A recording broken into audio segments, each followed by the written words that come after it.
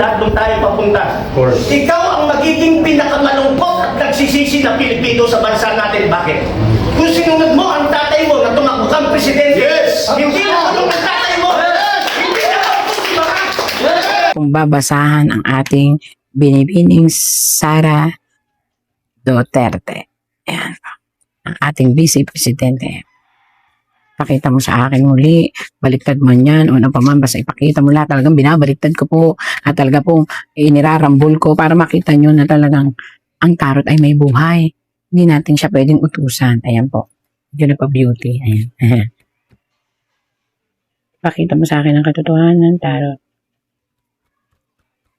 O ano nakikita mo kay VP Sara Duterte? Nakikita nyo po ito? Asawa po niya ito. Sa dami po ng lahat ng kanyang naririnig, ito yung mga naririnig, laban, pero tanging ang asawa lang po niya ang tatayo para patunayan ang mga aligasyon sa kanilang mag-asawa. Ito ba'y totoo o hindi? Ito po ang sabi ng tarot. Tagabasa po ako ng tarot ha. Ang kanyang hawak ay katotohanan. Ang aligasyon sa kanila tungkol sa mga nangyayari ay patutunayan at ito po ang masakit. Mapatutunayan po nila na ang kanilang hawak na mga dokumento ng asawa ng ating Vice Presidente ay walang nilabag sa batas. At ito ay ginagamit sa kanila. Ayan, nakita nyo?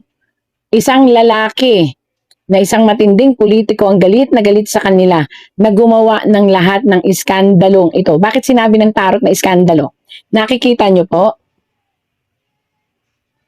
Yan po ay anghel na may maraming mga tao na ginamit at nilampasan upang makagawa ng isang, nakita nyo po yan? Nakakross na isang lalagyan na parang box. Nakita niyo po yan. At ito ay dala ng anghel na pula. Pero ito po ay may mga nilabag na mga batas na yun po ang magpapatunay na itong lalaking ito, kung sino man ito po, tarot po ito hindi, sabi ko nga sa inyo, interpreter lang ako. Isang lalaki na obsessed na pabagsakin si Sara Duterte. Subalit, again and again, mapupunta itong aligasyon na ito sa taong ito at kung sino man ang sumusuporta sa kanya ay matatapos ang karir. Ako po? Sabi po ito kamatayan ng mga taong hindi po patay na ganon. Ibig sabihin kamatayan ng karir ng mga tao na gumawa ng maling akusasyon. Bakit sinabing maling akusasyon? Nakita nyo po yung box na may cross?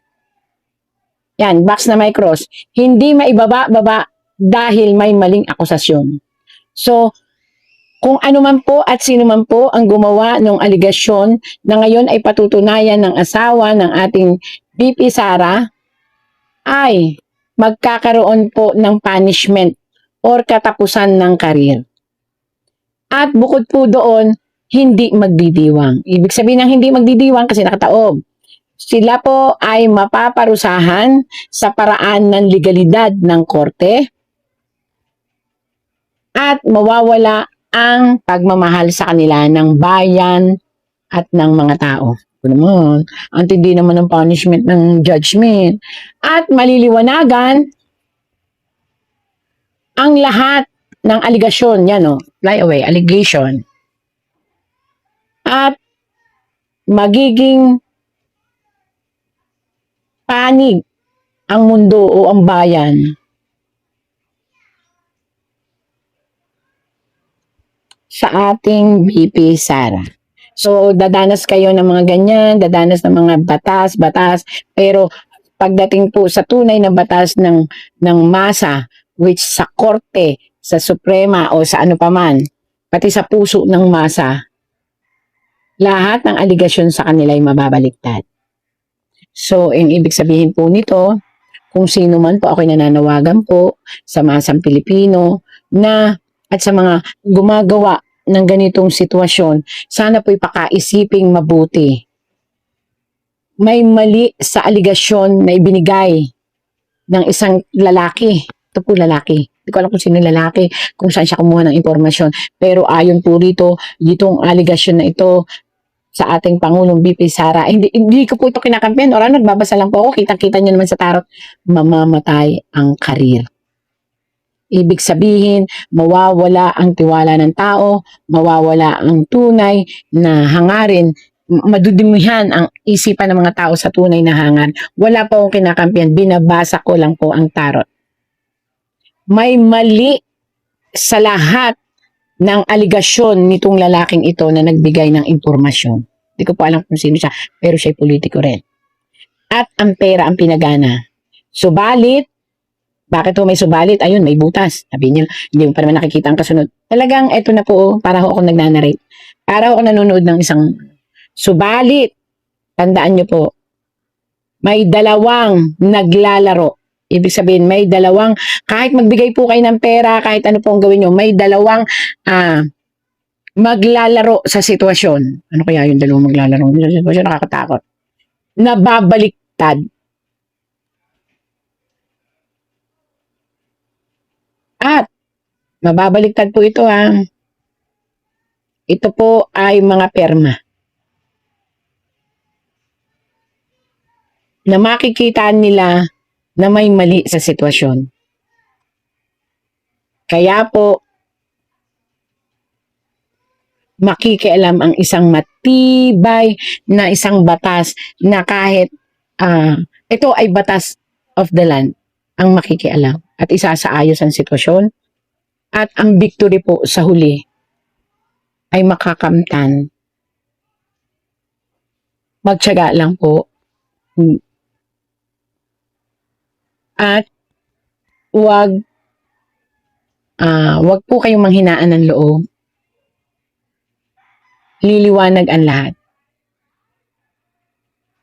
At sa huli po, taong bayan ang magdidesisyon. Makakalaya po ang ating Vice Presidente sa lahat ng akusasyon. Isang malaking organisasyon ang susuporta again and again. At ito'y mangyayari. Malapit na. At isang panukala na gigising sa sanlibutan. At pipilitin na maisaayos. Isang sarswela na ginagawa ng ating gobyerno upang mailihis ang lahat ng dapat ay doon maipukol. Kaya ang nangyayari, nagiging sacrificial lang itong ating sitwasyon ng impeachment. Pero sabi nga, may isang himalang mangyayari from the divine intervention again. Tao po ay lalabas. Nakakapangilabot po ito nakikita. At ang nag-form ng impeachment ay huhusgahan. Ako, tagabasa po ako ha. Dahil may mga maling impormasyon. Sa kanila rin po maglilink ang maling impormasyon. Kaya sinasabi ko nga po sa inyo, sana po sa mga tao na nakaupo, maaaring pag-isipan ninyo na i-withdraw. Hindi ko inuutosan, sinasabi ko lang kung sinasabi ng tarot. I-withdraw o pag-isipan ninyo ang impeachment na ito. Kasi may mga maling false accusation itong lalaki, hindi ko alam kung sino ba itong lalaking ito, na nakapaloob po doon, na maaaring kahit ang matitino na at mahal ng tao na nagpasimula nito ay mapasok. Kumbaga dawit-dawit na, mapapasok. And, ito po ha, ako na po nagsasabi, tao ang mag-uupo at huhusga. mauulit ang pagkakaisa upang makamtan ang katotohanan. Kaya po sa ating Vice Presidente, nakita niyo po ito, pinipilit na hadlangan ang inyong pagiging presidente, pero napakadami pong kagalaw na hindi niyo inaasahan. At ito po ay masa. Nakakapangilabot po yung nakita ko. Pagsuporta ng masa, pagsuporta ng mga akala natin ay ayaw sa Duterte na mga nakaupo, ay maglalabasan. At mga kabataang uhaw sa katotohanan. At isang bansa, again, ang susuporta at magpapakita ng malawakang po ito campaign para maproteksyonan ang ating Vice Presidente. Yung po'y binasa ko lang sa tarot. Kaya po para po sa lahat, ako na po nakikiusap para hindi magkaroon ng napakamalaking gulo. Pag-aralang mabuti. Noon, pinakiusap ko wag na ituloy ang impeachment. Pero ito inuloy. 4 ang lumabas, 4 talaga itinuloy nila. Pero ito po, sinasabi ko sa inyo, masang Pilipino po na may susuporta pang 2 malalaking bansa kay BP Sara. So, para po ito sa lahat. Para yung matitino na mga nakaupo ay hindi madawit. Para po ito sa lahat. Ito po ay tarot lang, pero kung pakikinggan, nagbibigay liwanag ito at nang maayos na po ang lahat. Sa ngayon po ay yun ang nakikita ng tarot. So, pakaingatan po ang paniniwala dun sa isang lalaki na yun. Di ko alam kung sino yung lalaki na yun. Questionable din sa tarot kasi may mga aligasyon, impormasyon na maaaring magpahamak sa kanyang kapwa politiko. At sa ngayong panahon pong ito, dasal po tayo. Basta ako, magbabasa ako ng tarot, ayon sa nakikita ko, wala akong kinakampihan, wala akong pinipili. Ang sa akin ay sinasabi ko ang katotohanan. Marami po ang matitino na ating mga nakaupo na ngayon ay lumalabas na nakikita nila ang kamalian sa nangyayaring impeachment. So, baka dumating ang panahon na mismo ang nagtatag ng mga nag-impeachment ay masunog sa kanilang gawain. Dahil nga po, may isang maling mga aligasyon na nanggaling sa impormasyon ng sino man taon kung hindi ko makita sa tarot kung sino. Lalabas na lang po yan eh. Kaya, para sa ating masang Pilipino, let us all pray para maging maayos na ang lahat. Bakit hindi natin bigyan ng pagkakataon na magkasundo-sundo na para Pilipino rin ko po kasi nahihirapan. At wala akong, again, wala akong kinikilingan. Nagbabasa lang po ako ng tarot. Kung ano po ang binasa ko, yun lang po ang narito. Walang dagdag, walang bawas. Magdasal. Pray. Always think this way. God is always watching us. And the universe are always there. And later, it will protect who is the real innocent of all these things. So, tandaan po natin, dasal, panalangin, and always think and accept the truth na laging may milagro. And God always sent miracle every day. Windang na ang bansa natin dahil sa windang na Pangulo na yan. So bilang pangalawang Pangulo, hindi ko inuutusan ng active military na magkaroon ng kudeta or gumawa ng bagay na hindi naaayon sa konstitusyon. Pero putang ina, suportahan nyo yung mga nagsasabi ng katotohanan. Salator ni Manny Luna nandito kay Brother Kongjing para sa lahat na nandito. Mabilis lang po ito. BP Inday, ito yung panahon na kailangan lumabas ka na. Ipapaliwanag ko kung bakit. Kapag hindi ikaw ang pinanawagan namin na mag-lead sa amin, magiging extra-constitutional yun. Correct.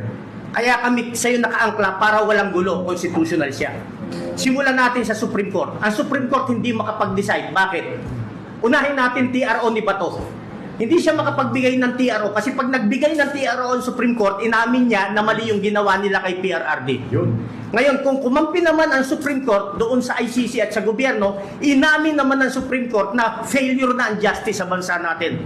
So anong gagawin niya? Papatagalin lang niya ang issue. So yun ang stand nila. So hindi tayo pwedeng maghintay ron.